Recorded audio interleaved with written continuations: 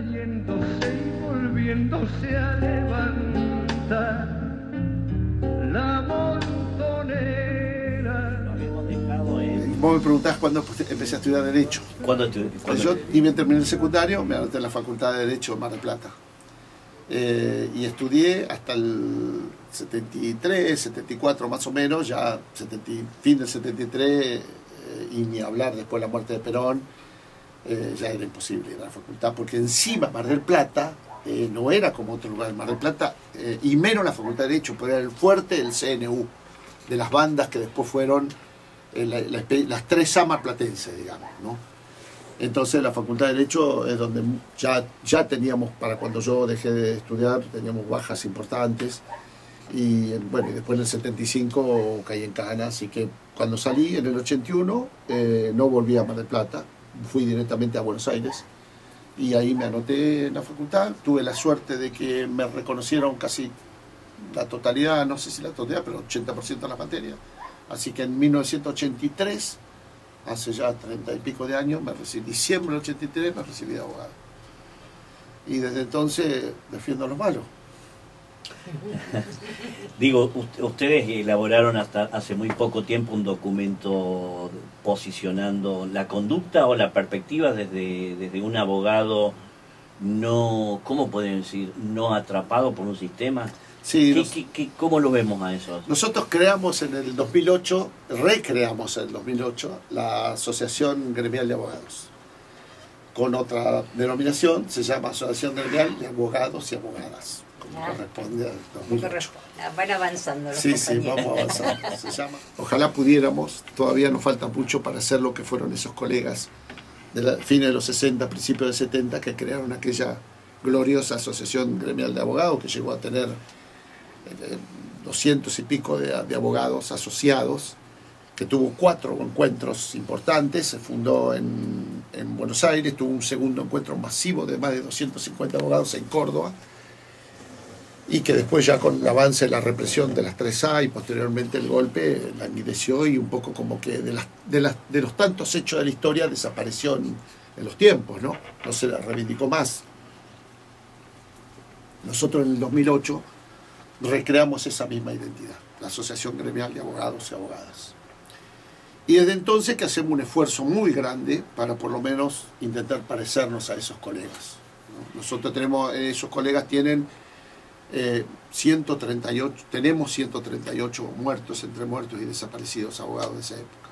El documento que vos haces referencia fue un documento que sacamos hace poquito. Nosotros tenemos lo que llamamos la Declaración de Principios, que es un poco como un estatuto que nos guiamos nosotros sobre estos principios, que cumplirlos sí o sí. Y ese documento, a partir del día de las puebladas, llamémosle, del 14 y 18 de diciembre, con motivo de la ley previsional, nosotros sacamos un material que se llama Criterios de Defensa de la Gremial de Abogados, y ahí explicitamos nuestros criterios de defensa penal. Porque, digo, observan, digamos, en ese momento una perspectiva diferente en los nuevos abogados. Sí, lamentablemente.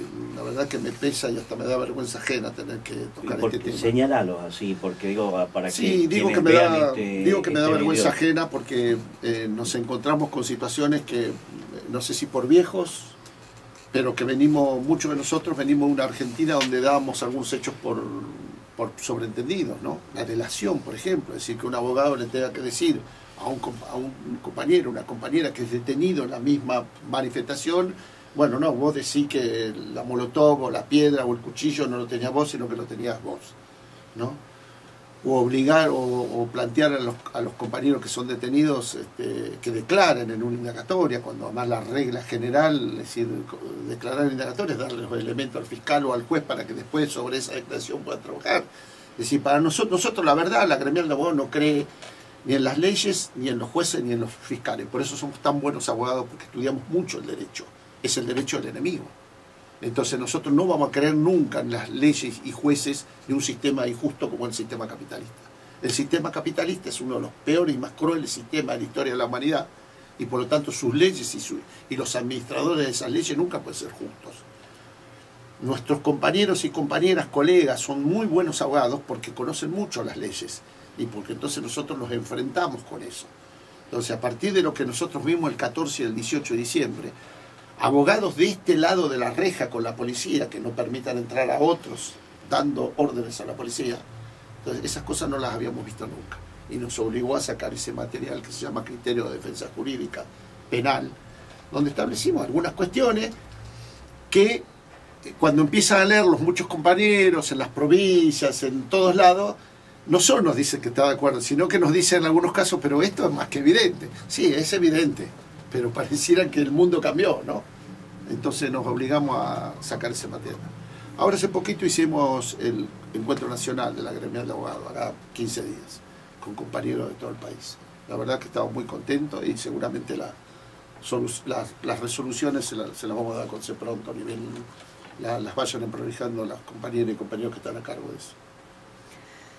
Antes de que empezara la entrevista formal, que en la previa, como dicen los chicos ahora, vos hacías un comentario que me pareció muy interesante, que creo que tenemos que empezar a trabajar y hacer autocrítica por ahí, las adultas y adultos que conocimos los 70. Es esta del mensaje familiar y social que existía en la familia, por qué los chicos habían hecho lo que habían hecho, digamos, ¿no? Entonces, como que ahora hay que ser modernos, hay que ser modernas y nos subimos al posmodernismo. ¿Cómo ves vos eso? ¿Cuál sería para vos la forma en que podemos llegar a deconstruir Yo creo esa que lógica gran que parte de eso que teníamos nosotros en los 60 y los 70 nos venía de las familias, ¿no? O sea, las familias se inculcaban algunos principios que parecía que eran sagrados. Y que a partir de la derrota, como todas derrotas, empiezan a depreciarse, ¿no? La solidaridad, el compañerismo, esa cosa de creer en el otro y confiar absolutamente en el compañero. Eso tiene que ver con la construcción colectiva. Nosotros creemos que no hay otra salida que la construcción. Solo una construcción colectiva nos saca de un abismo, de un laberinto se sale por arriba. No hay manera de dar vuelta, pues nos vamos a morder la cola con los perros. Entonces, a mí me parece que esta situación de principio, no sé si el término son morales, porque si uno dice principios morales, por ahí tiene connotaciones religiosas en las que uno a veces no quiere entrar, pero son principios, llamémosle principios de vida, que nos venían en general de 2 o 3 generaciones. Y que eso, a partir de una derrota política, militar, moral, económica, social, así como la conciencia nos la manda la de piedra, junto con la conciencia nos mandan los propios códigos de vida. Y eso hace que nos manejemos en un altísimo nivel de individualismo. ¿Cómo se sale de individualismo? Con una construcción colectiva. No vemos otra manera. O sea, ¿cómo puedo hacer para confiar en otro ser humano? La única manera es que ese ser humano también se organice colectivamente, en su barrio, en su gremio, en su universidad, donde sea. Porque es el primer grado de la conciencia. Lo que han logrado estos tipos es elevar el individualismo a un nivel tal que nos evite tener que conectarnos con otro ser humano. Y entonces la única manera, yo decía también antes de las cámaras, decía que uno intentó durante toda su vida transformar la realidad. Frente a la realidad uno puede transformarla, intentar transformarla como hacemos algunos, una y otra vez, derrota, muerto y volver de nuevo y empezar 100 veces. O resignarse y decir, esta es la realidad, vivo. Lo que no puede hacer es enojarse con la realidad, ¿no? Nosotros vemos a veces como si bueno, las clases medias son gorilas. Sí, las clases medias ahora son gorilas y también en los 50 eran gorilas. O sea, pero ¿qué pasó? Alguien actuó sobre esas clases medias. La subjetividad actúa, el colectivo actúa sobre esas clases medias. Entonces, esto es exactamente igual. Enojarse con el individualismo, con el consumismo, ¿no? Con esta cosa que nos atrapa y nos vuelve locos, con nuestros propios hijos, ¿no? En el sentido de que, bueno, por ahí no van por esos caminos. Eso lo peor que podemos hacer. Entonces, lo que uno insta es a que, sobre todo las generaciones jóvenes, puedan acceder como mínimo a construir estructuras colectivas, del carácter que fuere. Una sociedad de fomento, una biblioteca como la que estuvimos hoy, un sindicato, porque es el primer paso. de una confluencia en una estructura colectiva, social, sindical, estudiantil, a pasar a una organización política que tenga mayor nivel de compromiso, hay un paso más chico que del individualismo a la nada. De los 70, porque fueron derrotados o fuimos derrotados. Sí. Bueno, yo entiendo que los tiempos de ustedes son cortos en la televisión, pero puedo intentaré sintetizarlo, que no es fácil, ¿no? A mí me parece, creo yo, después de haber analizado con el diario del lunes, de muchos lunes, nuestra derrota, en primer lugar, reivindico toda la lucha de nuestra organización Montoneros y otras organizaciones armadas en todos sus términos, aún con sus errores. En segundo lugar, reivindico también nuestras direcciones, aún con sus gravísimos errores. En el caso de Montonero, nuestra dirección tenía 15 miembros, de los cuales 12 están muertos, la mayoría en combates o en las mesas de tortura. Entonces uno tiene que partir de esa realidad, y que los muertos y desaparecidos, el mayor nivel de muertos y desaparecidos se produjo en el mayor nivel de responsabilidad. Más responsabilidad, más cantidad de muertos, no como nos hacen creer la historia liberal. Más responsabilidad, más cantidad de muertos. Salvando eso, ahora vayamos a la parte que nos corresponde. Yo creo que Montoneros se desarrolla al calor del peronismo, y entonces eso le permite durante sus primeros años superar algunas limitaciones importantes, desde el angurazo hasta la muerte de Perón, llamémosle. Creo que ese desarrollo obnubila, no permite ver, sobre todo las direcciones nuestras, algunas situaciones que venían harto evidentes, y que algunos compañeros que teníamos menos nivel teníamos menos elementos para verlas. Producir la derrota es más fácil. A mí me parece que el desarrollo de Montoneros, del PRT y de otras organizaciones fue un desarrollo importante, pero no varió la relación de fuerza con el enemigo. Nunca la varió. Primera limitación. A veces cuando uno habla de esto nos exigen autocrítica. Yo prefiero decir que estoy analizando las causas de la derrota. Autocrítica también me suena a religioso, me suena también a perdón, ¿no? Como si fuera... Entonces prefiero analizar lo más objetivamente que uno puede las causas de la derrota. Creo que una de las primeras limitaciones fue haber analizado incorrectamente la etapa estratégica. O sea, yo creo que nunca llegamos a una situación de equilibrio con el enemigo. Y nosotros creíamos que estábamos en una situación de equilibrio con miras a desbalancear y lanzar una ofensiva casi final. Y en eso creo que nos salimos de todos los manuales, de la Revolución Rusa, de la Revolución China, de todos los manuales que nos aconsejaban paso a paso consolidar, o sea, paso que uno avanzaba política humanitarmente, consolidar territorios, espacios, sindicatos, trabajos políticos. Entonces creo que en algún momento determinado se produce eso, si uno mira la realidad de acuerdo a la propia construcción y se equivoca. O sea, entonces nosotros pasamos de ser 10 a ser 10.000, 10.000 a 100.000, entonces nos creemos que en 3 años pasar de 10 a 100.000, nos creemos que estamos variando la relación de fuerzas. Entonces nos equivocamos en el análisis de la etapa estratégica, y creo que nos equivocamos. Creo que nuestra dirección se equivocó. Creo que también nos equivocamos en analizar la etapa histórica, que era más fácil todavía, mucho más fácil, porque la etapa histórica devenía de factores que nosotros no manejábamos. Entonces, por ejemplo, del 70 al 73, la Argentina empieza a ser rodeada de dictaduras militares. O sea, el enemigo estratégico había definido una ofensiva muy grande en América Latina, de arriba para abajo.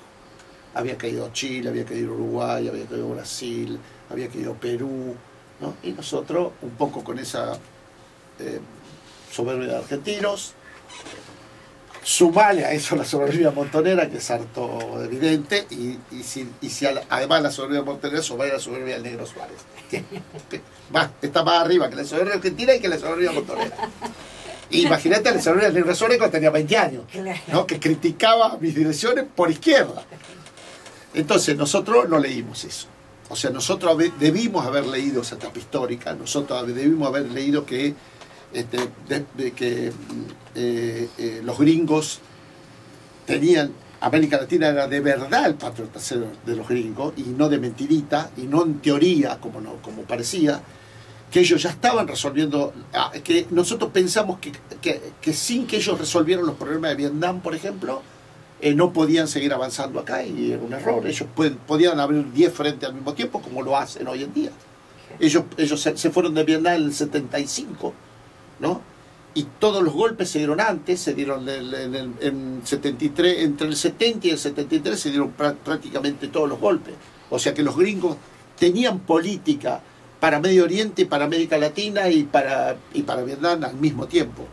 Y nosotros queremos Gardel con guitarra eléctrica, y no, si había una etapa histórica que no supimos leer.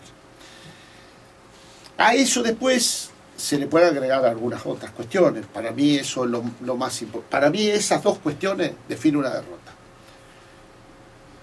Porque al no leer eso, avanzamos para adelante, nos avanzamos demasiado, entendimos que la lucha de clase en el seno del peronismo podía resolverse en términos exclusivamente militares, y la lucha de clase en la Argentina también.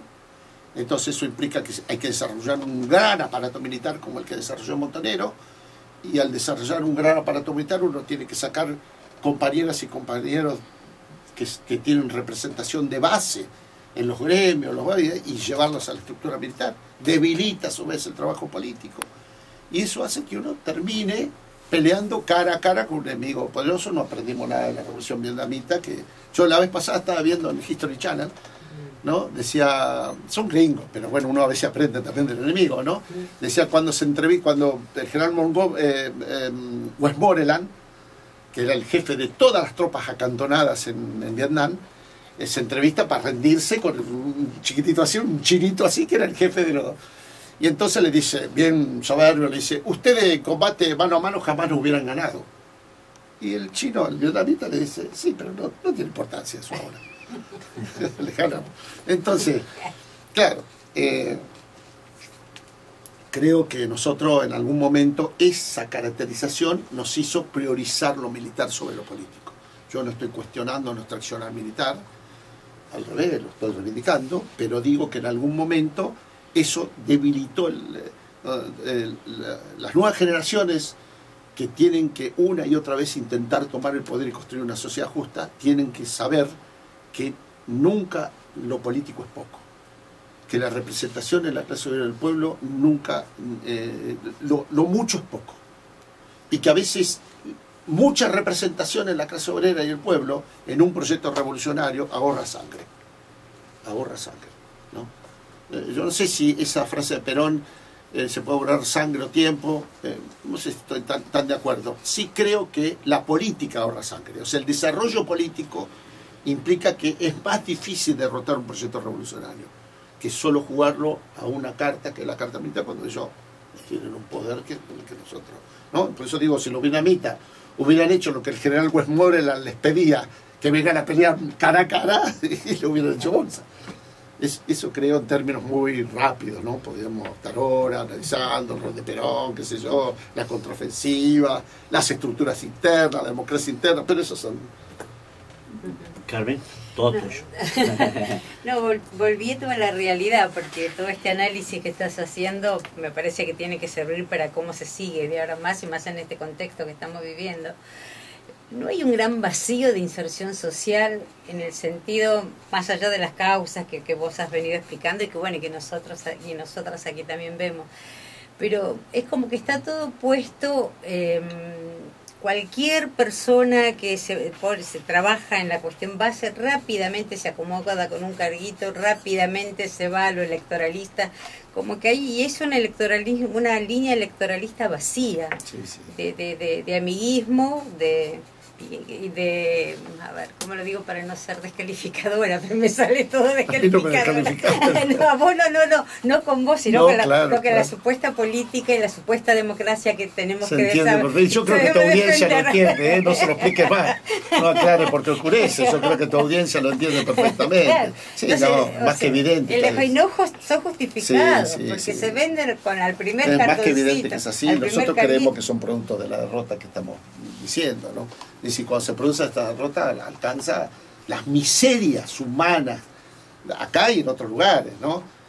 Incluso si uno ve ejemplos de revoluciones, como la Revolución Rusa, ¿no? Que uno es un admirador. A mí me ha tocado estar en la Unión Soviética en la época de Gorbachev, y ya veías cómo, ¿no?